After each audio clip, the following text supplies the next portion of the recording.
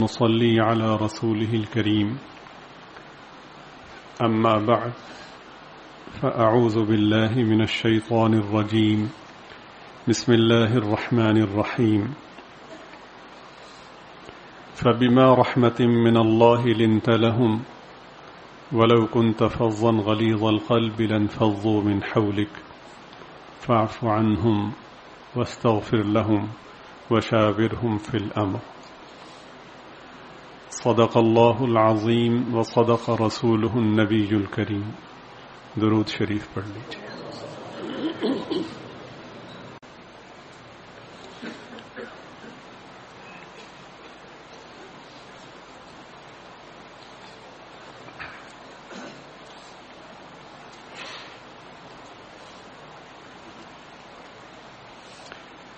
سرکار اقدس صلی اللہ علیہ وسلم کی خدمت میں عرض کیا گیا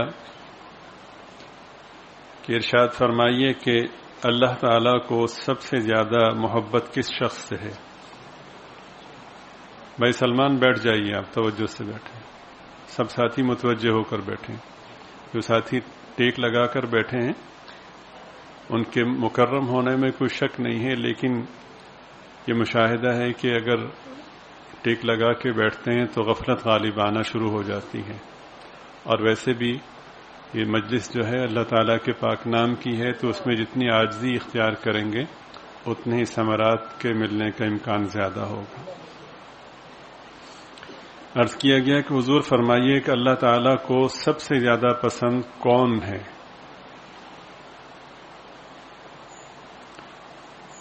بہت ہی جامع جواب ارشاد فرمایا کہ انفعہم للناس. اللہ تعالیٰ کو سب سے زیادہ محبت اس شخص سے ہے جو لوگوں کے لیے فائدے کی صورتیں اختیار کرے.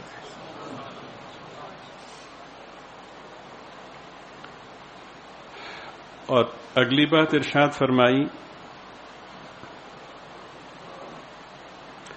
اللہ تعالیٰ کے نزدیک اعمال میں سب سے بہتر عمل یہ ہے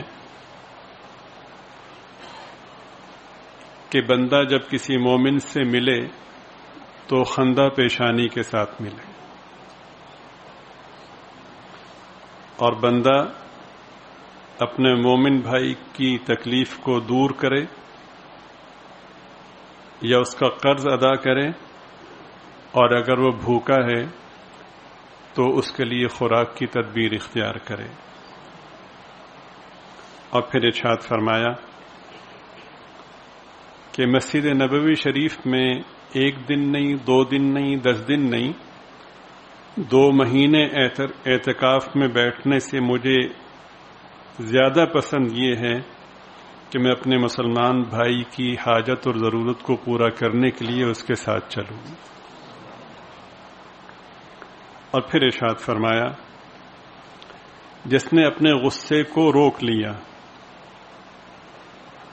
غصے کے جو تقاضے ہوتے ہیں ان پر کنٹرول کر لیا، اللہ تعالیٰ اس کی ایسی باتوں کو کہ جو اس کے لیے رسوائی کا باعث ہو سکتی ہیں، اللہ پاک ان پر پردہ ڈال دیں گے.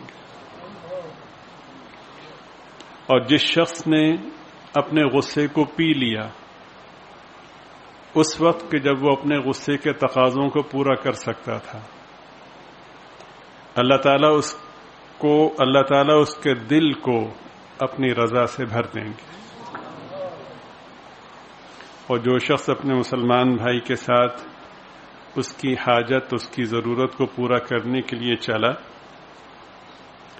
یہاں تک کہ اس کی حاجت پوری ہو جائے، تو جس دن لوگوں کے قدم لڑکھڑائیں گے اللہ تعالیٰ اس کو ثابت قدم رکھیں گے.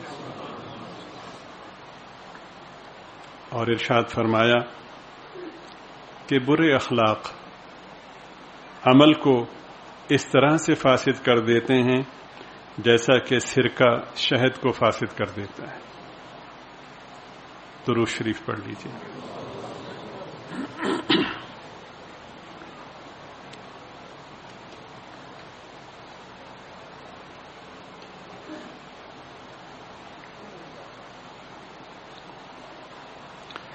اس ارشاد عالی میں بہت سی اہم باتیں، بہت سے اعلیٰ درجے کے پاکیزہ اصول اور بہت ہی قیمتی نکات ہیں۔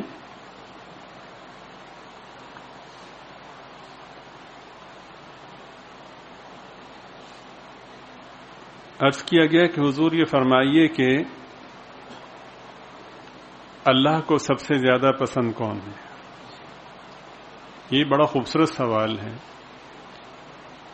اور یہ ان تمام مفاہیم کو جامع ہے کہ سب سے اچھا کون ہے۔ ظاہر ہے کہ جو اللہ کو پسند ہوگا اس سے بہتر کوئی شخص نہیں ہوگا، اس لیے کہ اعمال کے ذریعے سے کسی کی شخصیت کے مراتب کو سمجھنے کی کوشش کرنا وہ ایک علیحدہ مفہوم ہے۔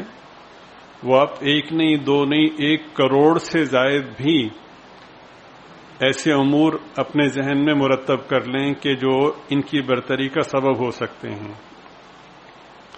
اس کے مقابلے میں مالک کو وہ پسند آ جائے کہ جس کے پاس ایک بھی نقطہ نہیں ہے، تو پھر افضل تو وہی ٹھہرا جو مالک کو پسند آیا۔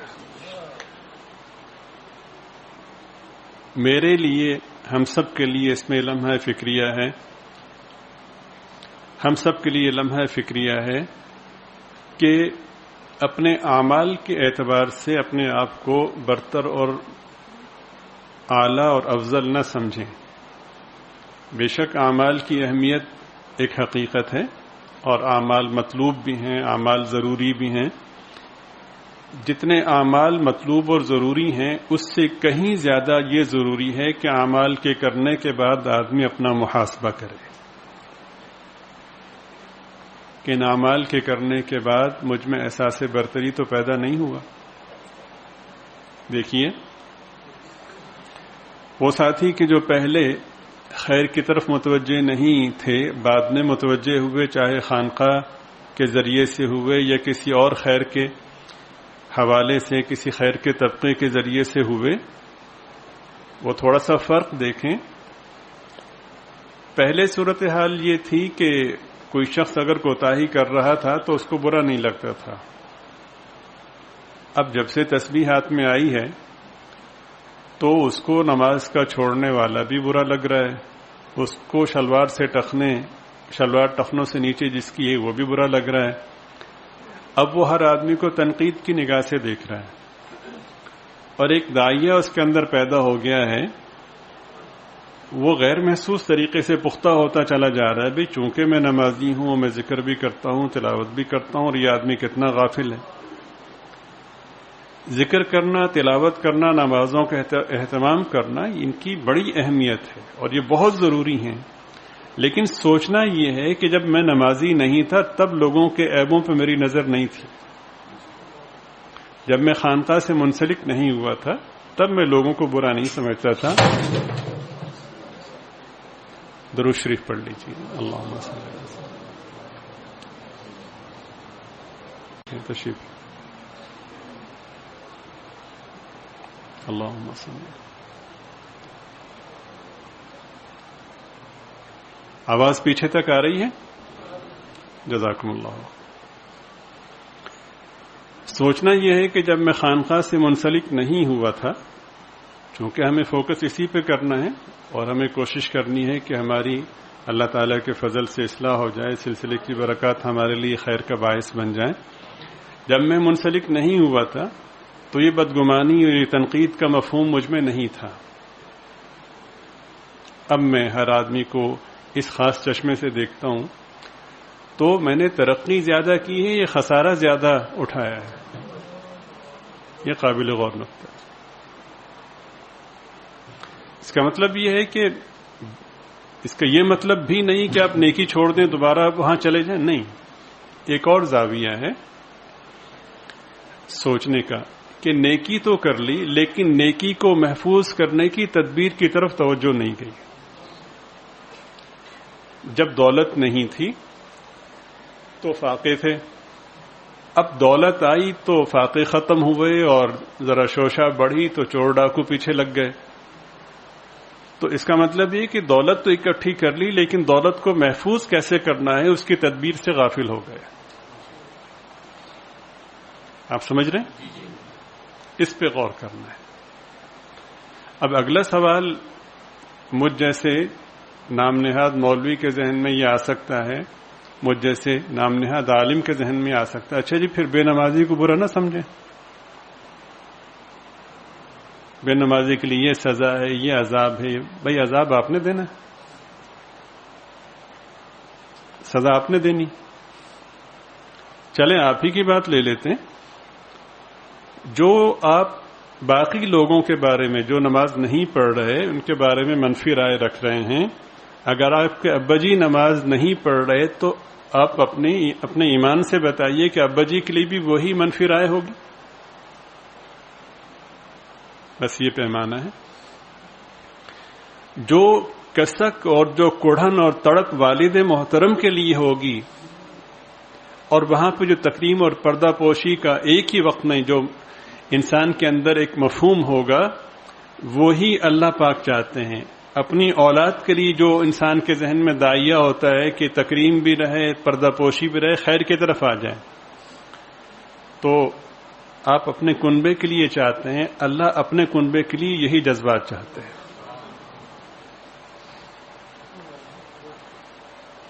اب ایک اور مثال سے عرض کرنا چاہتا ہوں کہ کسی ایسی جگہ پہ جہاں پہ بچے پر تانے اور الزامات کی کثرت سے کوئی صورت ہو، تو آدمی اس موقع پر ایک کام کرتا ہے. وہ یہ مرد ہو یا عورت ہو، ماں ہو یا باپ ہو، بچے کے 2-3 تھپڑ لگاتا ہے یا 2-3 گالیاں دے دیتا ہے. اس گالی کا مقصد پتہ کیا ہوتا ہے؟ تم مت دینا، میں خود سنبھال لوں گی، تمہارے آگے بڑھنے کی ضرورت نہیں، میں خود مار لوں گا اس کو، تم گالی دو گے تو مجھے تکلیف پہنچے گی. ایسے ہی ہے، یہی مفہوم ہوتا ہے نا. اللہ بھی اپنی مخلوق سے ایسا ہی پیار کرتے ہیں کہ تم کچھ مت کہنا، میں جانوں میری مخلوق جانے. اس نے داڑھی نہیں رکھی، یہ میرا اس کا معاملہ ہے.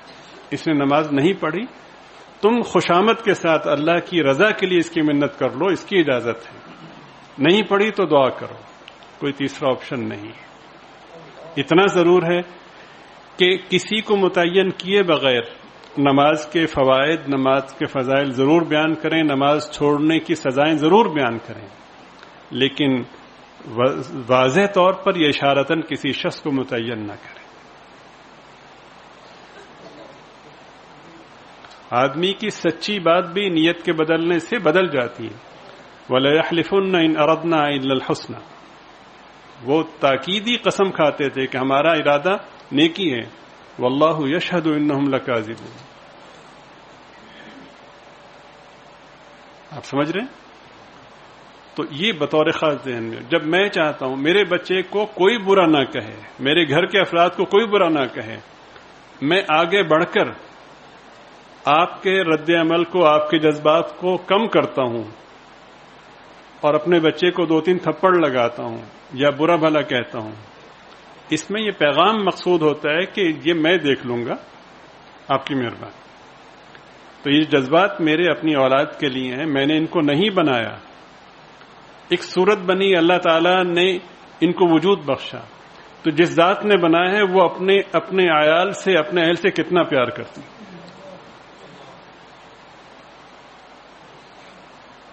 مجھے بتائیے کہ مجھ جیسا مولوی کسی بچے کو نماز ترک کرنے کی بنا پہ برا بھلا کہے اور سب کے سامنے کہے کہ یہ تو پکا جہنمی ہے، اور آخرت میں اس پر اتنا بڑا سانپ مسلط کیا جائے گا جو عصر سے مغرب تک اس کو عصر چھوڑنے کی بنا پہ ڈسے گا. یہ ظاہر کے احادیث مبارکہ کے مفاہیم ہیں. اب وہ آدمی 2 وجہ سے سنے گا، وہ ماں 2 وجہ سے سنے گی. ایک تو یہ ہے کہ حدیث پاک کا مفہوم ہے، اور دوسرا یہ کہ دین کی بات کہی جا رہی ہے. لیکن وہ قیامت تک بھی آپ کو اپنا خیر خواہ نہیں سمجھے گا. آپ اس کے دل کو کھول کے دیکھیے، جو نفرت اور جو دوری آپ نے اس کے دل میں اپنے اس رویے سے پیدا کر دی ہے وہ قیامت تک ختم نہیں. آپ اپنے بچے کو تو کہہ کے دیکھیں, آپ کے بچے کو کوئی یہ کہا آپ برداشت کر کے دیکھیں.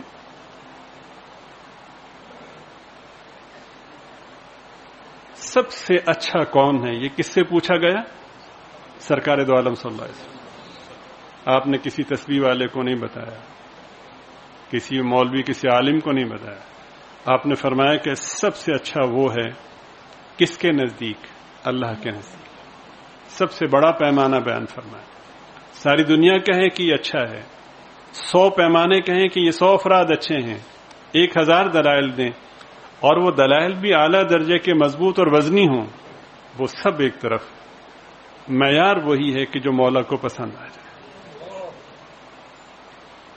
سہاگن وہ جو پیا من بھائے.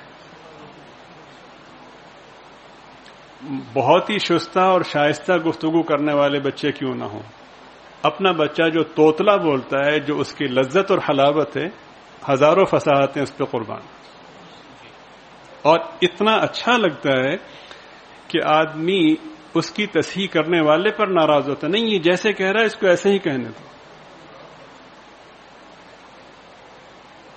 ایسے ہی ہے تو بندہ بحث کرنے لگ جائے, مولوی صاحب مناظر صاحب بحث کرنے لگے, آئیے دلائل سے بات کرتے ہیں, آپ کی مہربانی. بولے تینوں لوگ کی کافر کافر کہندے تو آہو آہو, آپ کی مہربانی, آپ جیتے. آپ عالم بننے کے چکر میں ہیں, بحث کر رہے ہیں, کہ ایسا تو نہیں کہ وَإِذَا خَاطَبَهُمُ الْجَاهِلُونَ قَالُوا سَلَامًا میں آپ جاہل کے مفہوم میں آ رہے ہیں.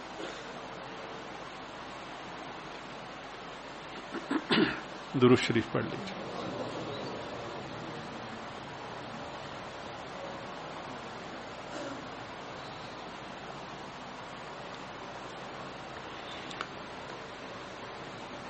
نماز کی اہمیت سے انکار نہیں ہے.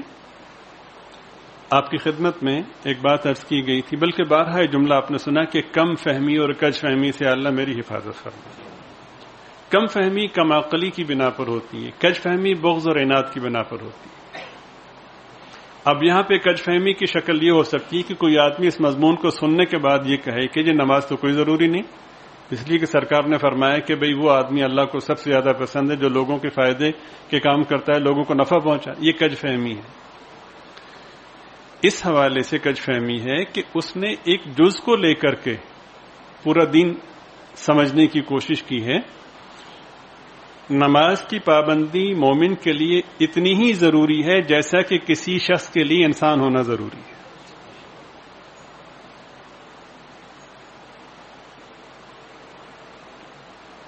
جب بات ہو, میں دوسرے ایک زاویے سے سمجھانے کی کوشش کرتا ہوں, سمجھنے کی کوشش کرتا ہوں کہ اس عہدے کے لیے یہ تعلیم مطلوب ہے کہ کم از کم اس نے پی ایچ ڈی کیا ہوا. اب وہ بندہ پوچھے کہ انہوں نے میٹرک کی تو شرط ہی نہیں رکھی, تو وہ ویسا ہی کم عقل ہے جیسے کہے کہ جی نماز کی تو شرط ہی نہیں رکھی. وہ تو آٹومیٹک, وہ تو بنیادی تعلیم ہے.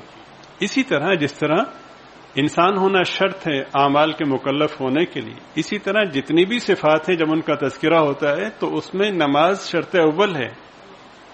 حضور پاک صلی اللہ علیہ وسلم نے اس کی اہمیت کو اس طرح سے بیان فرمایا کہ نماز ایمان اور کفر کے درمیان فرق ہے, حد فاصل ہے. اس سے پتہ چلتا ہے, ایمان کا پتہ چلتا ہے. یہ علیحدہ موضوع ہے, اس کا فہمی میں مبتلا نہ ہوں, لیکن بات کو سمجھنے کی کوشش کریں کہ جو ہمارا دشمن ہے, اللہ تعالیٰ نے 2 حقیقتیں بیان فرمائی. ان الشیطان لکم عدو, شیطان تمہارا دشمن ہے. ہم اس کو مانتے ہیں, دوسری حقیقت کی طرف متوجہ نہیں ہوتے. اللہ پاک نے اسی تسلسل پر فرمایا کہ ان الشیطان لکم عدو فاتخذوہ عدوا, شیطان تمہارا دشمن ہے, اس کو دشمن سمجھو. تو پتہ چلے کہ دشمن ہے تو آدمی غافل رہتا ہے, تو ہر وقت اس کے حملوں سے بچنے کی تدبیر اختیار کرو. اب نماز پڑھ لی, نماز پڑھنے کے بعد کیا خیال ہے آپ نے, اگر کسی شخص نے سینما چھوڑ دیا, شراب چھوڑ دی, تو شیطان مایوس ہو کے بیٹھ جائے گا؟ اب شیطان دوسرے زاویے سے آئے گا. ہماری نماز، ہمارا روزہ، ہماری زکوٰۃ، ہمارا حج، ہماری تسبیحات، ہماری خانقاہ، ہماری مجلس، اب اسی زاویے میں بھائی واہ کیا کہنے یار، تم تو ولی ہو گئے. اس کو دیکھو وہ گانے سن رہا ہے، اس کو دیکھو وہ فاسق ہے. اور زیادہ پھلانے کی یار تمہارے کیا کہنا، تمہارا تو ایک ایک لمحہ قیمتی ہے. پھر علامہ اقبال کے اشعار بھی سناتے ہیں کہ یہ اتقاء جس پہ ناز کرنے کیا ہے وہ شعر، ان کے اتقاء پہ ناز کرتی ہے مسلمانی. پھر اپنی پارسائی کے لیے تو بے شمار دلائل ہیں، کیا کہیں. اور کوئی بات کہہ دے اس ممبر پہ ہم بیٹھے ہوئے ہیں تو پھر اس موقع پر تو اچھا علماء کی توہین کرتے ہو. نہیں، علماء کی توہین نہیں کی، یہ آپ کی اپنی ذاتی توہین ہے. یا آپ مذہب کارڈ اختیار کر رہے ہیں، مذہب کارڈ استعمال کر رہے ہیں. اپنے محاسبے کی ضرورت ہے، غور کرنے کی ضرورت ہے. اور اگر یہ لازمی مفہوم ہوتا ہے تو اپنے ابا کے لیے کیوں نہیں احساس یہی ہوا، اپنی اولاد کے لیے کیوں نہیں ہوا. اس کا مطلب یہ ہے کہ آپ مخلص نہیں ہیں، میں مخلص نہیں.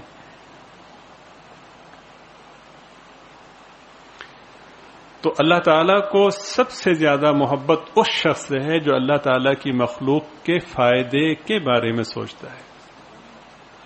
یہاں پر حدیث شریف میں اس کا تذکرہ نہیں فرمایا یا یہ الفاظ استعمال نہیں فرمائے کہ جو مومنین کے فائدے کا سوچتا ہے، یہ نہیں فرمایا. اور ہماری بدنصیبی دیکھیں کہ ہم اس کی عمومیت اور اس کی وسعت کو بالکل ہی نظر انداز کر دیتے ہیں. جس ماحول میں ہمارا وقت گزرا ہوتا ہے تو الیاذ باللہ صورتحال یہ ہوتی ہے کہ کوئی عیسائی ہو، غیر مسلم ہو، تو وہاں پر تو نفرت اور بیزاری کو ہم ایمان کا حصہ سمجھتے ہیں. پچھلے دنوں ایک موقع پر کسی نے کہا کہ جی وہ عیسائی کے ساتھ بیٹھ کے کیسے کھا سکتے ہیں، جس برتن میں عیسائی نے کھایا ہو تو کیسے کھا سکتے ہیں. اب اس کا جواب صاحب ثروت لوگوں کے لیے یہ ہے کہ جب آپ سوئٹزرلینڈ جاتے ہیں تو وہاں جن برتنوں میں کھانا کھاتے ہیں وہ سب انہی کے مستعمل ہوتے ہیں، تب تو آپ کا ایمان نہیں جاگا. جب آپ پی آئی اے کے علاوہ، سعودی ایئر لائن کے علاوہ دیگر ایئر لائنز میں سفر کرتے ہیں جو کہ غیر مسلم ممالک کی ہیں تو ان کا سارا عملہ وہی ہوتا ہے. وہ ہاتھ جو آپ کو یہاں ناپاک نظر آ رہے ہوتے ہیں انہی ہاتھوں سے دھوتے ہیں، انہی ہاتھوں سے سرو کرتے ہیں، تب تو آپ کا ایمان خراٹے لے رہا ہوتا ہے. یہاں یک جاگ گیا، نفرت کی نگاہ سے دیکھا. میری باتیں آپ کو بڑی اجنبی اور بڑی عجیب اور بڑی یوں سمجھیں کہ ناقابل فہم محسوس ہو رہی ہیں تو دور جانے کی ضرورت نہیں ہے. حضرت سید عطا اللہ شاہ صاحب بخاری رحمۃ اللہ علیہ کو واقع ذہن میں لائیے. کھانا کھانے لگے، لقمہ توڑ کے ابھی منہ میں ڈالنے والے تھے کہ دروازہ کھلا رہ گیا تھا. تو خاکروب جس کو ہمارے معاشرے میں بھنگی کہا جاتا ہے اور سب سے گھٹیا سمجھا جاتا ہے، جو اپنے ہاتھ سے پاخانہ اٹھاتا ہے، وہ دروازے کے سامنے سے گزرا تو نظریں چار ہوئیں. حضرت نے ہاتھ روک لیا. اس لیے روک لیا کہ دین اور علم دین اور حضور پاک صلی اللہ علیہ وسلم کی نسبت یہ انسانیت کی تکریم کی تاکید کرتی ہے. حضرت اقدس حضرت لاہوری نور اللہ مرقدہ فرمایا کرتے تھے کہ سب کچھ بننا آسان ہے، انسان بننا سب سے مشکل ہے. یہ مناسب نہیں کسی انسان کے لیے کہ وہ کوئی شخص گزر رہا ہو یا کسی شخص کو کوئی دیکھے اس حال میں کہ وہ کچھ کھا رہا ہو تو وہ اس کو اپنے ساتھ کھانے میں شریک نہ کرے. یہ فطرت کے خلاف ہے. حضرت نے وہیں لقمہ روک لیا تو فرمایا، اس نے اپنے حساب سے سلام کیا، حضرت نے فرمایا وعلیکم السلام. حضرت نے فرمایا کہ آگے آ جاؤ. اب وہ سب لوگوں کا سلوک دیکھتا تھا، لوگوں کی نفرت دیکھتا تھا، عادی تھا بیچارہ. ایسا نہیں ہے کہ ایک آدمی کو ہم برا بھلا کہیں تو وہ واقعتاً یہ سمجھا کہ میں برا نہیں. تمام افراد کی جو صفات ہیں وہ مشترک ہیں. 1% سے بھی کم اختلاف ہے لوگوں کی صفات میں، کیفیات میں.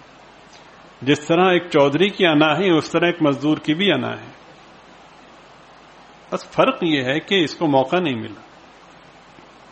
اسی طرح اس کی بھی عزت ہے. ہمارے نبی پاک صلی اللہ علیہ وسلم نے جب کفار کو دعوت دی تو کہیں بھی یہ ثابت نہیں ہے کہ کسی کافر کی آپ نے توہین کی. کیا توہین کی نیت سے اگر دعوت دی جائے گی تو اس کی تاثیر ہوگی؟ دعوت کی تاثیر کے لیے، دعوت کے فائدے کے لیے ضروری ہے کہ جس کو آپ دعوت دے رہے ہیں، جس کو آپ بلا رہے ہیں، دین کے قریب کر رہے ہیں، اس کی تکریم بھی ہو، اس کا احترام بھی، اس کی محبت بھی. اس کے بغیر ناممکن. تو حضرت شاہ جی رحمۃ اللہ علیہ نے فرمایا کہ آؤ، تو اس کو یقین نہ آئے. فرمایا کہ آؤ اور میرے ساتھ بیٹھ کے کھانا کھاؤ. تو اب مجھ جیسے نااہل عالم اور مولوی کے پاؤں تلے زمین نکل جاتی ہے کہ یہ حضرت نے فرمایا. اس لیے کہ میرا خیال تو یہ ہے کہ توبہ توبہ، یہ کیسے ممکن ہے؟ اب پھر میں اچھا کس کتاب میں لکھا ہے حوالہ؟ وہ حوالہ نہیں چاہ رہے ہوتے، وہ اصل میں اپنی انا پہ جو زد پڑ رہی ہوتی، جو 10 سال سے لوگوں کو اپنا فہم لوگوں پہ مسلط کر رہے تھے، اب یہ رجوع مشکل ہو رہا ہے. کس منہ سے کہوں؟ آج تک لوگوں میں نفرت ہی پھیلاتا رہا. حوالہ دو، حوالہ دے بھی دے، اچھا نہیں ہو سکتا ہے کسی نے جھوٹ لکھ دیا. اپنے محاسبے کے لیے، رجوع کے لیے تیار نہیں ہے. اس نے جب یہ دیکھا تو باقی لوگوں کا رویہ بھی دیکھتا تھا، اور حضرت کی جب تکریم دیکھی تو اس کو یقین نہ آیا. اس نے کہا حضرت جی تسی مینوں کیا شاہ جی؟ کہا جی آپ سے کہا. اس نے پھر پوچھا کہ آپ نے مجھے بلایا؟ اس نے اپنے ہاتھوں کو دیکھا، اپنے وجود کو دیکھا. حضرت آپ نے مجھے بلایا؟ کہ ہاں جی آپ کو بلایا ہے، آپ آئیے، تشریف لائیے، میرے ساتھ بیٹھ کر کھانا کھائیں. ہم نے کھانا کیا کھانا ہے، تذکرے پر ہی ہمارے احساس یہ ہوتا ہے کہ ہمیں بدبو آنا شروع ہو گئی. عیسائی نل کھانا ہے، میرے سرو عیسائی، یہ تو ایسے ہی نا.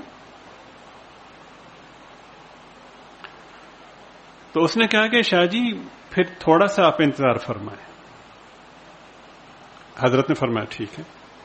وہ اپنے گھر گیا، اپنی بیوی اور بچوں کو لے کر آیا، اور آ کر کہتا ہے کہ حضرت پہلے مجھے کلمہ پڑھائیے پھر میں کھانا کھاؤں. میری دلیلیں، میرے مناظرے ایک طرف، سرکار کا حسن خلق ایک طرف.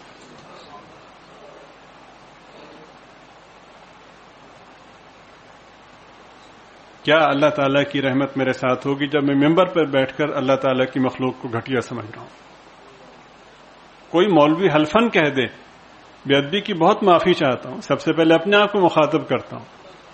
جب میں ممبر پہ بیٹھا ہوتا ہوں تو کیا میرے اندر یہ اخلاقی جرت ہے، ایمانی جرت ہے کہ میں اللہ کی مخلوق کو اپنے سے بہتر سمجھوں؟ سب سے پہلے تو وہ دیکھو داڑھی مونڈا بیٹھا، وہ دیکھو پینٹ شرٹ والا بیٹھا، یا فاسق و فاجر وغیرہ وغیرہ. یہ رکاوٹیں قبولیت کے راہ میں جو ہیں، تاثیر کے راستے میں رکاوٹیں تو ہم نے خود کھڑی کر دی. اور وہ آپ سے کہیں برتر ہیں کہ وہ اپنے اندر عاجزی کا، اپنے اندر چھوٹے پن کا جذبہ لی. ہاں یار مولوی صاحب ٹھیک کہتے ہیں، واقعی میری بڑی کوتاہی. کتنے پیچھے رہ گئے ہیں ہم، اور وہ کتنا آگے نکل گیا ہے اپنی عاجزی کی بنا پر.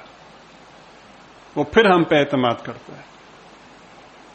کیسا تصوف ہے، کیسی آپ کی پیری مریدی ہے، کیسا آپ کا تصوف طریقت ہے، تصوف خانقاہ آپ کا کیسا ہے؟ عام طور پر یہی فہم ہے نا کہ مرید پیر سے کم درجے کا ہوتا ہے، پیر اعلیٰ درجے کا ہوتا ہے. اور پیر صاحب کے بھی کیا کہنا ہے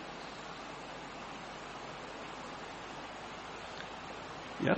اتنی آپ کے اندر صلاحیت ہے کہ اتنے پاکیزہ پلیٹ فارم کو بھی آپ تجارت کے لیے استعمال کر رہے ہیں، تو پھر آپ نے بازار میں جا کے تجارت کیوں نہیں کر لی؟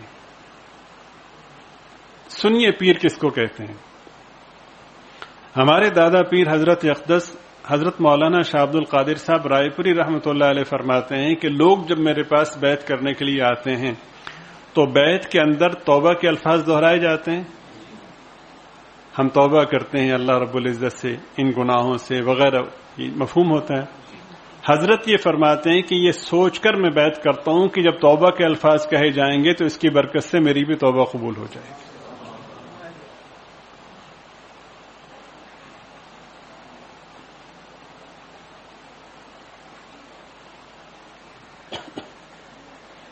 تو ہم کہاں پہ ہیں؟ یہ ایک شعبہ رہ گیا تھا کہ جس میں خیر والے افراد غالب تھے. جو ایسا ہاسپٹل تھا، یہ ایک ایسا ادارہ تھا جہاں بیماروں کا علاج ہوتا تھا. اب وہاں پہ نسخے ہی اصلی نہیں رہے، ڈاکٹر ہی نااہل آ گئے، تو پھر کیسے مریضوں کا علاج ہوگا، کیسے بیماروں کا علاج ہوگا؟ اور صورتحال یہ کہ ڈاکٹر اتنے بیمار ہیں، آپ ان کے بارے میں کوئی بات کہہ کے دیکھیں تو لوگوں کو نبوت پر اعتراض کرنا اتنا برا نہیں لگتا الیاذ باللہ جتنا پیر صاحب پہ اعتراض کرنا برا لگتا ہے.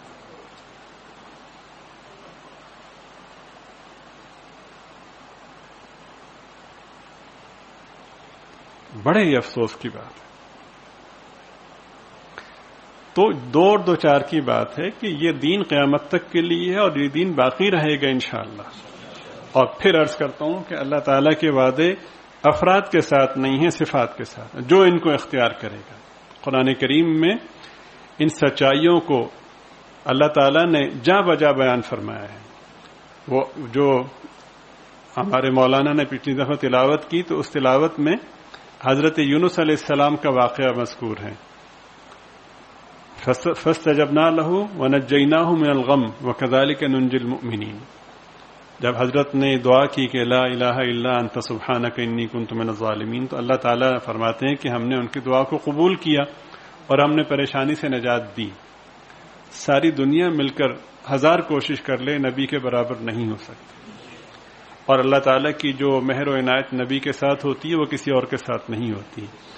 ان کی مہر و عنایت کا ایک اور روشن رخ یہ ہے کہ بے شک یہ ہمارے نبی ہیں، تم چاہ کر بھی ان کے برابر نہیں ہو سکتے، لیکن ہمارا وعدہ ہے کہ جو اعلیٰ درجے کی مدد ان کے ساتھ تھی اگر تم صاحب ایمان ہوئے تو تمہیں بھی وہی مدد میسر ہوگی.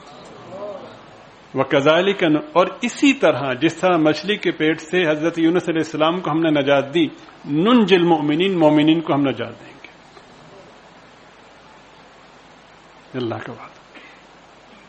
پھر ایک جگہ تعین کے بغیر فرمایا ثم ننجی رسولنا، پھر ہم نے نجات دی اپنے رسولوں کو، اور نجات دیتے ہیں ہم رسولوں کو. پھر کتنا خوبصورت جملہ ہے، جیسے اللہ کی ذات بڑی ویسے اس کی شان بڑی اور ویسے اس کی رحمت بڑی. نبی پاک ہوتا ہے اور باقی سارے کے سارے لوگ خطاؤن، گناہ گار ہیں، لیکن اللہ تعالیٰ کی رحمت دیکھیں کہ صرف ایمان ہونا چاہیے. ثم ننجی رسلنا والذین آمنوا کذالک، جس طرح سے ہم نے اپنے رسولوں کو نجات دی اور نجات دیتے ہیں، جب تک رسولوں کا سلسلہ تھا اللہ فرماتے ہیں قیامت تک اسی طرح ایمان والوں کو نجات دیتے رہیں گے. پھر اللہ تعالیٰ کے ذمہ کوئی چیز لازم نہیں ہے. ان کی عظمت دیکھیں، مومنین سے محبت دیکھیں، فرماتے ہیں حقا علینا، ہم پر لازم ہے، فرض ہے، ننجی المؤمنین، ایمان والوں کو نجات دینا.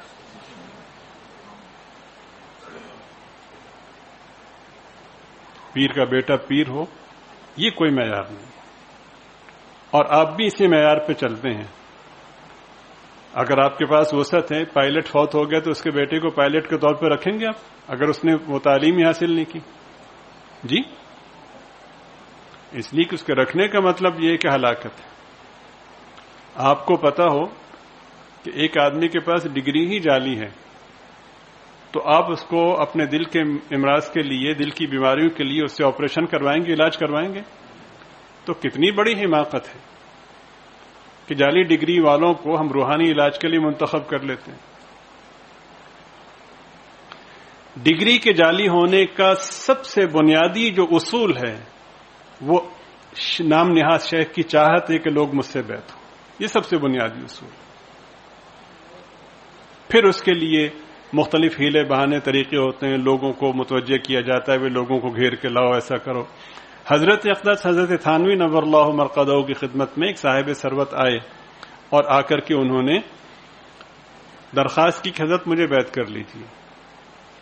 اب حضرت کی اپنی مرضی ہے، وہ جو بہتر محسوس کرتے ہیں وہی اختیار فرمائیں گے. حضرت کتنے بڑے ہیں، اللہ نے کتنا نوازا ہے ان کو. ایک موقع پہ فرمایا کہیں تشریف لے گئے تو لوگ عقیدت میں حضرت سے مصافحہ کر رہے تھے. اب مصافحے میں ہمارا تصور ہوتا ہے 10 گھنٹہ لگ گیا لوگ سلام کر دیں، قطار نہیں ٹوٹی. یہی ہوتا ہے نا. یہ باقاعدہ یہ چیزیں کاؤنٹ کی جاتی ہیں. اتنی دیر سے ہم سے لوگ سلام کر رہے ہیں، اس کو کہتے ہیں شان. حضرت سے لوگ مصافحہ کر رہے تھے، فرمانے لگے کہ یہ اتنے لوگ مصافحہ کر رہے ہیں، میں کیا سوچ رہا ہوں تمہیں پتہ ہے؟ یہ سب مجھ سے محبت میں مصافحہ کر رہے ہیں. کل قیامت میں اگر کسی جرم میں پکڑا گیا تو اتنی محبت کرنے والے ہیں، کوئی نہ کوئی تو اللہ کے ہاں میری سفارش کرے گا، اللہ اس کی بخشش کرتے ہیں. کوئی نسبت ہے ہماری سوچ میں اور اللہ والوں کی سوچ میں؟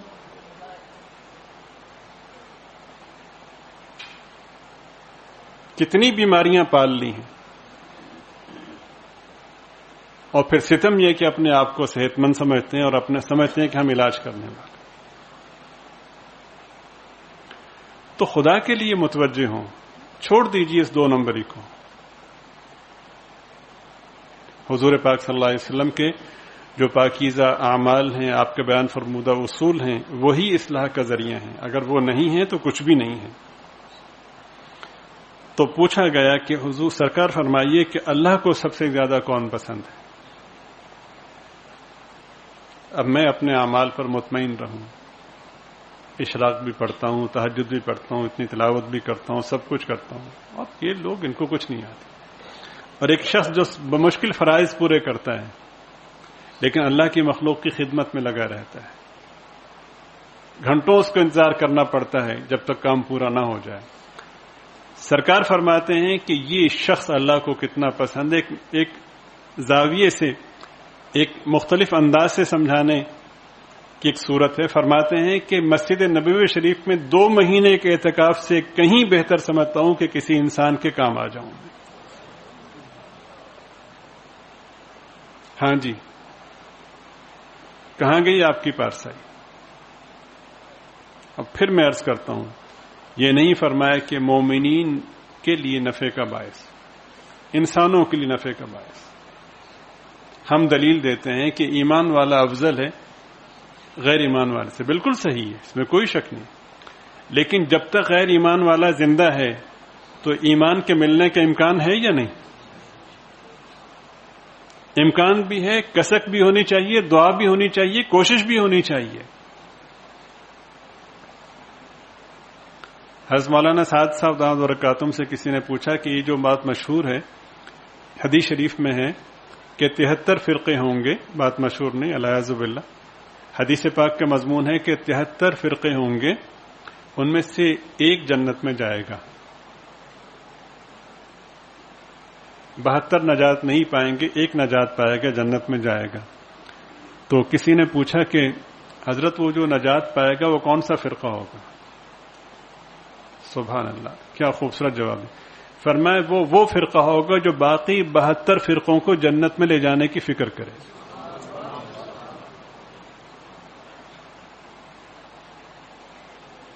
انفعهم للناس،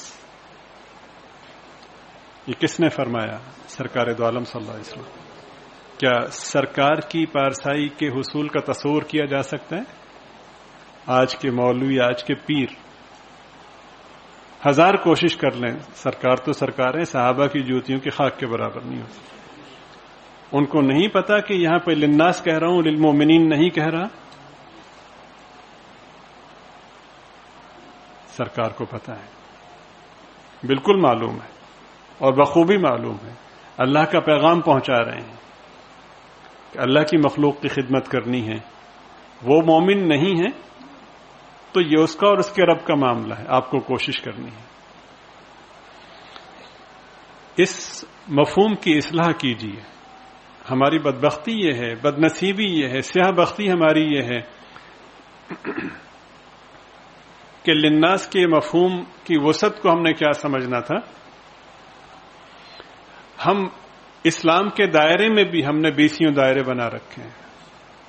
اگر خدمت کرنی ہے تو اس کی کرنی ہے جو میرے فرقے سے تعلق رکھتا ہے، میرے مکتب فکر سے تعلق رکھتا ہے۔ ایسے ہی ہے؟ پھر کیسے اللہ تعالیٰ کی رحمتوں کے نزول کا ہم انتظار کر سکتے ہیں یا امید رکھ سکتے ہیں؟ رکاوٹیں تو ہم نے خود کھڑی کی۔ آپ ہی کہہ رہے ہیں کہ کافر جو ہے مومن کے برابر نہیں ہو سکتا، تو جتنے نمازی آپ کے پیچھے نماز پڑھتے ہیں، جتنے لوگ آپ کا خطبہ سنتے ہیں، یہ سب مسلمان ہیں نا، تو کسی کی تکریم آپ کے دل میں ہے اس نسبت سے کہ آپ سے بہتر ہو؟ اللہ اکبر۔ ایک حدیث پاک میں اس مضمون کو اس طرح سے بیان فرمایا کہ اعمال میں سب سے بہتر عمل یہ ہے، سب سے افضل عمل یہ ہے کہ جب آپ اپنے کسی بھائی سے ملیں تو خندہ پیشانی کے ساتھ چہرے پہ مسکراہٹ کی کیفیت ہو، اس کیفیت میں ملیں۔ اس مضمون کی جامعیت کا اس سے اندازہ لگا سکتے ہیں کہ بعض اوقات ایسا ہوتا ہے کہ کسی معاملے کی بنا پہ آپ پریشان ہو سکتے ہیں، کوئی خلاف طبع کچھ امور پیش آ سکتے ہیں، وہ اپنی جگہ، لیکن جب کسی کے سامنے جانا ہو، کسی سے ملنا ہو، تو ان تمام چیزوں کو، تقاضوں کو دبا کر اپنے چہرے پہ مسکراہٹ لائیں۔ تو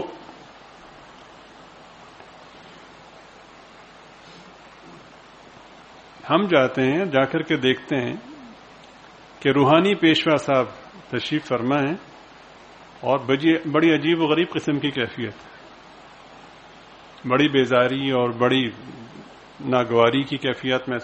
یہ کیا جی؟ یہ پیر صاحب جلالی بزرگ، بڑی پہنچی سرکاریں جلالی۔ یہ منطق سمجھ سے ماورا ہے۔ سب سے بڑی روحانی شخصیت جناب رسول پاک صلی اللہ علیہ وسلم۔ اگر ہم مومن کے سامنے اتنا نہیں کر سکتے کہ ہم خندہ پیشانی سے اس کا اکرام کریں، اس کا استقبال کریں، تو ہم سے کسی اور خیر کی امید نہیں رکھی جا سکتی۔ اور ہماری محرومی یہ ہے کہ بعض اوقات ہم بدتمیزی کو، ترش روئی کو ایمان کا حصہ سمجھتے ہیں۔ دیکھیے، سب سے بڑی روحانی شخصیت جناب رسول پاک صلی اللہ علیہ وسلم کی ہے، چاہے معلم کے حوالے سے سمجھ لیں، شیخ کے حوالے سے سمجھ لیں، قائد کے حوالے سے سمجھ لیں، یا کسی بھی نسبت سے سمجھ لیں۔ آپ تو قائدوں کے قائد ہیں نا، نبیوں کے قائد ہیں، فرشتوں کے قائد ہیں، سب سے بڑی ذات آپ کی ہے۔ اور شاگردوں میں جو شاگرد آپ کو میسر آئے، ان سے بہتر کائنات میں کسی کو شاگرد نہیں ملے۔ ٹھیک ہے؟ قلوب کی کیفیات کو اللہ پاک جانتے ہیں، شاگردوں کی قلبی کیفیت کو اللہ پاک فرماتے ہیں کہ اولئک الذین امتحن اللہ قلوبہم للتقوی، ان کے دلوں کو ہم نے تقوی سے بھر دیا، ہم نے جانچا ہے ان کے دلوں میں تقوی کے علاوہ کچھ نہیں ہے۔ اب ذہن میں بات رہے کہ ان سے اچھا شاگرد نہیں ہو سکتا، اور سرکار سے بڑھ کر روحانی شخصیت اور استاد نہیں ہو سکتا۔ ٹھیک ہے؟ یہ بات کوئی اور نہیں کہہ رہا، خود سرکار فرما رہے ہیں کہ مجھے اللہ پاک نے یہ بات فرمائی۔ میں ان شاگردوں سے جب بات کروں گا تو اس بات کی تاثیر ہوگی، تو اللہ پاک نے مجھے ایک بات فرمائی کہ بات کی تاثیر کے لیے باوجود ہے کہ سرکار سب سے بڑے معلم ہیں، انما بعثت معلما، مجھے اللہ تعالیٰ نے معلم بنا کر بھیجا ہے، اور باوجود ہے کہ صحابہ جیسا کوئی شاگرد کائنات میں نہیں ہو سکتا. تاثیر کے لیے، مؤثر ثمرات کے لیے، ثمرات کے حصول کے لیے جو بنیادی ضابطہ اللہ تعالی نے اپنے حبیب پاک صلی اللہ علیہ وسلم کو فرمایا وہ یہ ہے کہ اگر یہ دو چیزیں ہوئیں تو کتنی ہی اعلی گفتگو، کتنا ہی اعلی مضمون کیوں نہ ہو، مخاطب پر مثبت اثر مرتب نہیں ہوگا.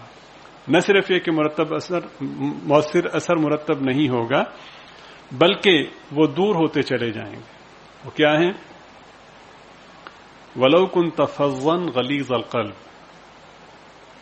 اگر آپ ترش روح ہوئے، یعنی پیشانی پر شکن ہوئی. پیشانی پر شکن بیزاری کی علامت ہوتی ہے، یا یوں سمجھیے کہ محبت کے نہ ہونے کی علامت ہوتی ہے کہ اس وقت یہ محبت کی کیفیت میں نہیں ہے. غلیظ القلب، دل کے اندر سختی کا ہونا، یعنی ہمدردی کا نہ ہونا، خیر خواہی کا نہ ہونا. ظاہر ہے کہ سرکار سے تو اس کی توقع کی ہی نہیں جا سکتی. اب اتنے عظیم پیمانے پر جس بات کو بیان کیا جا رہا ہے تو اس سے بات کی اہمیت اور عظمت کو سمجھ لینا آسان ہو جاتا ہے. جیسا کہ سرکار نے فرمایا کہ اگر بنت محمد بھی ایسا کرتی تو اس کے ساتھ بھی یہی معاملہ ہوتا.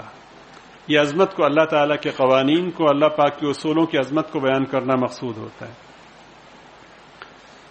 فرمایا کہ اگر آپ ترش رو سخت دل ہوتے تو یہ کائنات کی عظیم ترین جماعت لنفضوا من حولک آپ کے پاس سے بھاگ جاتی. بھئی یہ کیسے پیر صاحب ہیں جن کی پیشانی کی جو سلوٹیں ختم ہی نہیں ہوتی؟ جلالی پیر ہیں. ٹھیک ہے، پھر اپنے گھر میں ہوں گے جلالی پیر، پھر وہ ثمرات مرتب نہیں ہوں گے. یہ کیسے مربی اور شیخ ہیں جو اپنے تعلق رکھنے والوں کے لیے دل میں نرمی نہیں رکھتے؟ پھر ظاہر ہے کہ جو نتائج ہوتے ہیں وہ تو ضابطوں کے مطابق ہوتے ہیں. پھر ٹھیک ہے، گورکھ دھندا چل رہا ہے، لوگوں کی کثرت ہے، لوگوں کی بھیڑ ہے، ثمرات مرتب نہیں ہوں گے. حضرت اقدس حضرت تھانوی نور اللہ مرقدہ نے اپنے بعض متعلقین کو بلایا جن کے بارے میں سنا کہ وہ اپنے اپنے حلقوں میں سختی سے کام لیتے ہیں. ہمارا یہ مقصد ہی نہیں ہوتا کہ ہم انسان بنیں، ہمارا مقصد یہ ہوتا ہے کہ کچھ وقت گزار کے ہم پیر بنیں. ایک مضمون آپ کے لیے میں نے رکھا ہوا، کسی موقع پہ عرض کروں گا. اس کو بیان کرنے سے پہلے مجھے پریشانی یہ ہے کہ پھر یہ کہیں گے بھئی ایک غیر عالم کے بارے میں آپ نے ایسا تذکرہ کیا. بھئی صفات اگر غیر عالم میں ہوں تو وہ قابل قدر ہیں. نبی پاک صلی اللہ علیہ وسلم نے ارشاد فرمایا کہ الناس معادن، لوگوں کی مثال کانوں کی طرح ہے. بعض لوگ صفات میں سونے کی کان کی طرح ہوتے ہیں، بعض چاندی کی کان کی طرح ہوتے ہیں. تو درود شریف پڑھ لیجیے.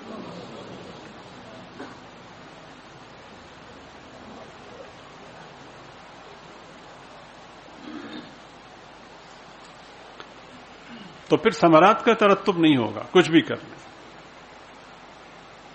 بھیڑ لگی ہوئی ہے، لوگوں کا مجمع ہے، لوگوں کا رش ہے، پیر صاحب نے یہ کر دیا، پیر صاحب نے وہ کہہ دیا، لوگ ایسے. پھر ایک بیماروں کا ٹولہ ہے. جو بڑا بیمار ہے وہ مجرم ہے، جو چھوٹے بیمار ہیں وہ بیوقوف ہیں.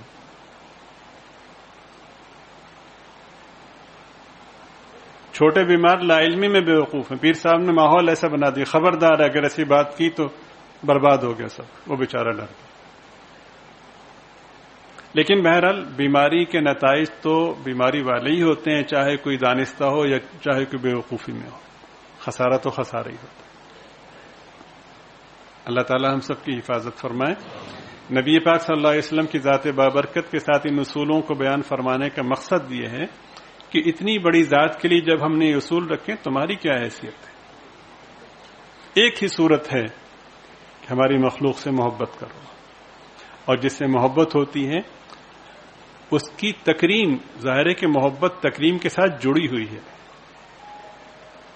محبت کا دعویٰ تو ہم بہت کرتے ہیں، اس کی تکریم بنیاد ہے، اس کا احترام بنیاد ہے، اس کو عزت دینا یہ سب سے بنیاد ہے. تو وقت گزر رہا ہے، اگر ایسا نہیں ہے تو پھر کچھ بھی نہیں۔ باقی یہ ہے کہ لوگوں کا کیا ذوق ہے وہ ہمارا موضوع نہیں ہے۔ نبی پاک صلی اللہ علیہ وسلم کے پاکیزہ اصول ہمارا موضوع تھے اور یہی رہیں گے، اور انہی سے استفادے کی کوشش رہے گی، اور یہی بہرحال مقصد کے حصول کا ذریعہ بن سکتے ہیں اور بنتے چلے آئے ہیں۔ وقت کسی کا انتظار نہیں کرتا، اصول اور ضابطے کسی کے پابند نہیں ہوتے، لوگ اپنے آپ کو اصول اور ضابطوں کی پاسداری کے ذریعے سے مقاصد کو حاصل کرنے کی پوزیشن میں ہوتے ہیں۔ وہ کوئی بھی کر لے، کسی غریب کا بچہ کر لے، اگر مولوی کا بچہ اصول اور ضابطوں کو اختیار نہیں کرے گا تو اے سی کی ٹھنڈک جیسے کچھ گھنٹے رہتی ہے، لوگوں کی عقیدت کچھ عرصے رہے گی، اس سے زیادہ کچھ نہیں ہے، وہ تسلسل نہیں ہوگا۔ جب اے سی بند ہو چکا تو ختم ہو گیا۔ لوگوں کی کچھ ہمدردیاں مل جاتی ہیں، اللہ اللہ خیر صلی اللہ۔ ہاں، اگر کوئی شخص جس کا پس منظر طریقت کے حوالے سے نہیں ہے، روحانیت کے حوالے سے نہیں ہے، علم کے حوالے سے نہیں، لیکن وہ محنت کرتا ہے، سب سے بنیادی چیز ایمان ہے۔ ایمان کا صرف وہ مفہوم نہیں کہ کلمہ پڑھا، بے شک وہ اس کا حصہ ہے۔ ایمان کا مفہوم یہ ہے کہ جو اللہ اور اس کے رسول نے کہہ دیا وہی حق اور سچ ہے۔ ترجیحی طور پر یہ چیزیں اس میں آتی ہیں کہ حصول خیر کے لیے، اشاعت خیر کے لیے سب سے بنیادی چیز عاجزی ہے، اور سب سے بنیادی چیز اللہ تعالیٰ کی مخلوق کو اہمیت دینا ہے، سب سے بنیادی چیز اللہ تعالیٰ کی مخلوق کی عزت کرنی ہے۔ ایسا نہیں ہے، ہم ابھی تھوڑی دیر پہلے ایک مجلس میں تھے کہ کسی شخص کی توہین کر کے آپ اس کو دین کا مسئلہ بتائیں، وہ اپنی آخرت اور اپنے دین اور اپنے ایمان کو بچانے کے لیے رد عمل نہیں دے گا، لیکن اس کی کیفیت یہ ہوتی ہے کہ اگر تیرے ذریعے سے جنت میں جانا معیار ٹھہرانا تو تیرے ذریعے سے میں جنت میں جانے کو تیار نہیں۔ یہ نفرت ہوتی ہے۔ آپ کسی کی منت کر کے دین کی طرف لائیں تو حضرت مولانا الیاس صاحب رحمۃ اللہ علیہ کا وہ مضمون آپ کے ذہن میں ہونا چاہیے کہ وہ چودھری صاحب کی منت کرتے رہے، وہ اپنی جان چھڑانے کی کوشش کرتا رہا، حضرت پیچھے لگے رہے، یہاں تک کہ وہ اپنے کھیتوں میں ہل چلانے لگا، حضرت وہاں بھی پہنچ گئے، وہاں جا کر خوشامد کی اور داڑھی کو ہاتھ لگایا، تو اب وہ ایک اعتبار سے تنگ آ گیا تھا، اس نے جھنجھلا کر ایک ہاتھ مارا، چل مولوی پیچھے ہٹ، میری داڑھی کو ہاتھ مت لگا۔ حضرت دور جا کے گرے، دوبارہ اٹھے، حضرت نے تو نہیں فرمایا کہ تم نے علم کی توہین کر دی، لوگوں آج مظاہرہ ہوگا، بتی چوک پہ اکٹھے ہوں گے، یہ کیا جاہلانہ حرکت ہے۔ حضرت کے پیش نظر یہ تھا کہ یہ اللہ کی مخلوق ہے، میرے ذمہ لازم ہے ان کی تکریم کرنا اور منت سماجت کرنا، نتائج اس رب کے ہاتھ میں ہیں، لیکن مجھے اصول کے مطابق چلنا ہے کہ جیسے میرے نبی پاک صلی اللہ علیہ وسلم نے کفار کی تکریم اور کفار کی خیرخواہی کو سامنے رکھ کے دین کی بات پہنچائی، یہ تو پھر مومن ہے۔ حضرت پھر اٹھے اور جا کر کے دوبارہ اس کے پاس پہنچے اور پاؤں پکڑے، اور یہ کہہ کر کے پاؤں پکڑے کہ چودھری صاحب داڑھی کو ہاتھ لگانے سے روکا، پاؤں پکڑنے سے تو نہیں روکا۔ اتنی سی بات تھی، وہ پگھل گیا۔ اس نے کہا کہ مولوی صاحب آپ کہہ رہے تھے تھوڑی دیر کے لیے مسجد میں چلنا ہے، اب تھوڑی دیر کے لیے موت تک تیرے ساتھ۔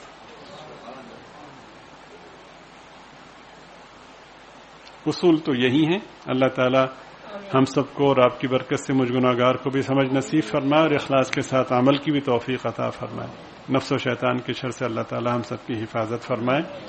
یہ حسن ظن کو اختیار کرنے کی کوشش کی تھی، جس طرح اپنی اولاد، اپنے بڑوں کے بارے میں کوئی خامی سامنے آ بھی جائے تو ہم 10 اس کے یوں سمجھیں کہ ایسے مفاہیم تلاش کرتے ہیں کہ نہیں ایسا نہیں ایسا ہوگا، نہیں ایسا نہیں یوں ہوگا، ابا جی نے ایسا نہیں، تایا جی نے یوں کیا ہوگا۔ تو یہی حسن ظن کے پہلو اللہ تعالیٰ کے کنبے کے لیے بھی ہم پیش نظر رکھیں۔ اور آپ کی خدمت میں بات بھی عرض کی گئی تھی کہ بدگمانی کسی قرینے کی بنا پر ہوتی ہے، بس اس موقع پر اپنے آپ کو کنٹرول کرنا ہے۔ کوئی قرینہ آپ کے سامنے آیا تو نہیں میری نظروں کا دھوکہ ہوگا، نہیں ایسا نہیں یہ ہوگا وغیرہ۔ فرض کر لیں شلوار ٹخنوں سے نیچے والی بات ہے، بھئی ان کو اس وقت اندازہ ہی نہیں ہوا ہوگا، یا کسی اور کیفیت میں دیکھا، مثلا کہ بھئی وہ میں نے خود دیکھا گانے سن رہے تھے، وہ ہوا یہ کہ انہوں نے کسی کو کال ملائی تو ویٹنگ ٹون گانے کی چل رہی تھی. ایسا ہوتا ہے نا. تو وہ بیچارے خود توبہ استغفار کر رہے ہیں اور کوشش کر رہے ہیں. اب وہ بند اس کو اس لیے نہیں کر رہے کہ ضروری کال کرنی ہے, اور ہم فتویٰ لگانے کے لیے تیار میں ہو آج شکار آیا. اور پھر ان گناہگار آنکھوں نے دیکھا, ان گناہگار کانوں نے سنا. پہلے تو نہیں تھے لیکن آج پکے ہو گئے. آپ سمجھ رہے ہیں؟ اگر یہی کیفیت والد محترم کے ساتھ ہو کہ اعتراض کریں, نہیں یہ ویٹنگ ٹون ہے. اتنا تفاوت اللہ پاک یہ چاہتے ہیں. جو عظمت والد محترم کی ہے, تایا اور چچا کی ہے, اپنے محترم لوگوں کی ہے, وہ میری پوری جو مخلوق ہے اس کے لیے ہونی چاہیے. اللہ تعالیٰ مجھے بھی عمل کی توفیق عطا فرمائے. وآخر دعوانا ان الحمد للہ رب العالمین.